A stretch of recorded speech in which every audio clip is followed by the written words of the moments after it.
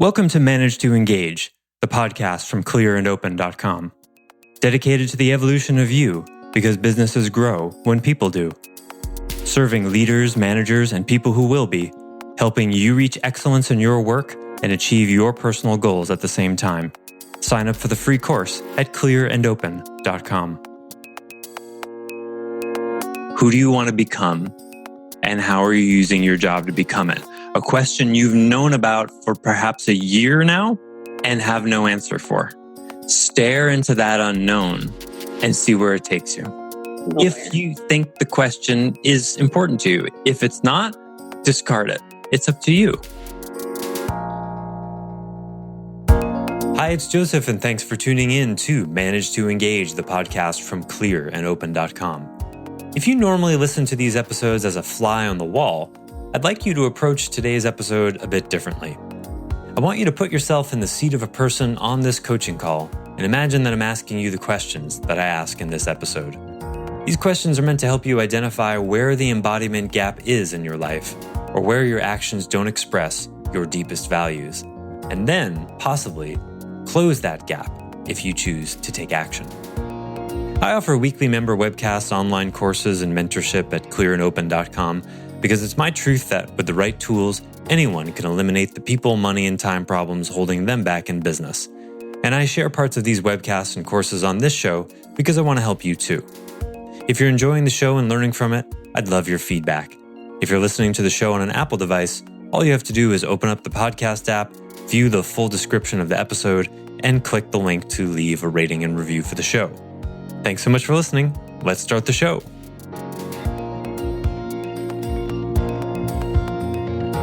So, number one, back to Margarita's point, and not to say anything to her personally, but in a general situation, is if you feel like you have a husband at home, you don't have to be here. Wouldn't that attitude somewhat rub off on your employees? And even if you're not meaning to on purpose, because if you come in a bad mood, that reflects on how you are around other people as well. So that was one of my questions. And hold on, let me speak to that. Sure. Thank you. Good catch. I saw the same thing. 500 points for that. I wasn't necessarily going to go there. There was a lot of other stuff to talk about. But yeah, that's exactly it. This is where the acorn doesn't fall too far from the oak tree, right? Your people are a reflection of you. So if you're not hungry, neither will they be. That's the shit. And the whipped cream you're putting on top is going to be a financial incentive. Will it make things less bad? Mm-hmm. Tanya, here they're always asking me, why are you always smiling? Why are you always in a happy mood? Right. And that's why I said I wasn't speaking to you specifically. I mean, like the general situation, right? It kind of applies to that. Yeah. My way of thinking is that if I have issues at home, I don't bring them to work. Work is work. And no, my way of thinking, that's my way of thinking. Yeah. I'm not really sure everyone's like me and everyone's different and everyone has their own way. But I feel like work is work and home is home. And I always try to keep that separate. Mm-hmm. And when they say you're always singing, you're always whistling, you're always happy, do you not have any issues at home? Right. They ask me that. Or they say, oh, why are you always happy? But the happiness only goes so far, Margarita. What they need you to do is show up as hungry, not just happy. I think they probably see that. I'm not really sure. See what? See that I do come hungry sometimes. And it's not. What are the actions that you take that show hunger? Maybe rushing in here. That shows overwhelm, not hunger. Well, maybe stories that you heard and you want to express. Maybe some story about a company that did this or something that can trigger them by... But here's the thing. Even if you do talk like that, we've already established that you're not actually hungry. So whatever you say is going to be just words. It's not actually embodied because you're not using your job as a vehicle to become something.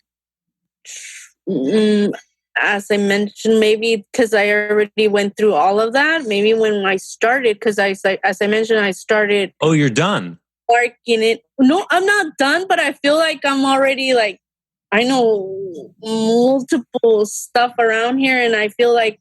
So you've attained all there is to attain. You've achieved everything there is to achieve in that company. And there's no way, there's nothing to grow into. There's nothing to be hungry about because you're just at the apex. Yeah. Well, it's mostly learning. Learning what? Learning what I'm doing, because I took this like job for office couple of Margarita, years. In what exact way are you using your job to become a better person? I don't have an answer. I don't have an answer. Right. That's a lack of engagement, according to my definition. And so because you don't have that, you won't engage with your employees in that question. And then you have to resort to things like financial incentives, which are further down the list than what all the management consulting studies do show, is that people care about being mentored and growing as people, and money is further down the list. So the company then is using a less bad technique rather than actually engaging people at the level of people. They're throwing money at it, and it will make things less bad. While everybody gets to stay the same, and you don't have to answer the question, who do I want to become and how can I use my job to become that? You get to stay the exact same person, and everybody gets to be comfortable. That's the choice. And it's fine. You can totally do that, but I won't let you pretend you're doing something otherwise. That's my expression of truth. See, truth is there. And hopefully there's some love coming through here, Margarita, because you're such a sweet person. I could say that, but then when you hear, oh, could you go do this because somebody else doesn't want to do it?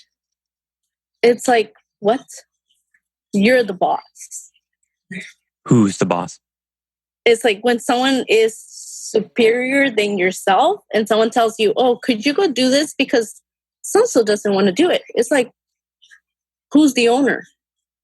Who needs to put their foot down and say, go do it? Why are you saying that? I don't get the context for this. Because, okay, let's say management. I'm not a manager. I'm just in the office. Do you manage people? I could say no. Do you have people reporting to you according to the org chart? I can say yeah. Well, wait. I'm looking for a fact here. Do you guys have an org chart? I could say... Forget what you could say. I want to know the facts. Do you or do you not have people directly reporting to you? Do you have the power to fire people? Do you have the power to hire people? Okay, then you're not a manager. That's true. Okay, go on. I'm only like an admin. I do payroll. I think we have a good manager. We have a really nice manager, a very nice manager. I could say that.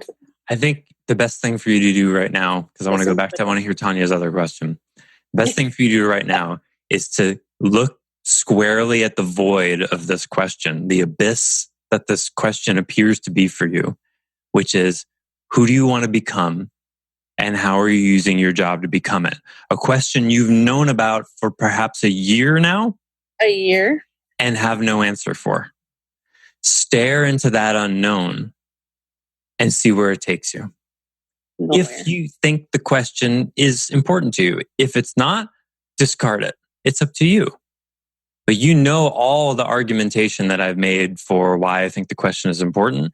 And if your stated values, which include exploration, growth, pushing boundaries, thrival values that you stated, if those actually are important to you, then that is a question that will help you close the embodiment gap so that you actually live those values. because you're not living those values to a significant degree. You are living in security and dreaming of thrival. If you want to live in thrival, answer the question. Thanks for listening to Manage to Engage, the Clear and Open podcast. Join us next week when you'll be a little bit closer to who you're destined to be. Until then, know that Clear and Open is dedicated to the evolution of you, because businesses grow when people do.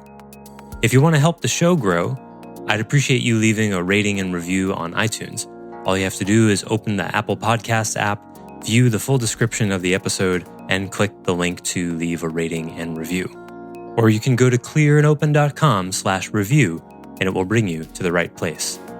If you're looking for more support on your journey, head over to clearandopen.com for even more tools, articles, and free resources. Thanks so much for listening. Bye for now.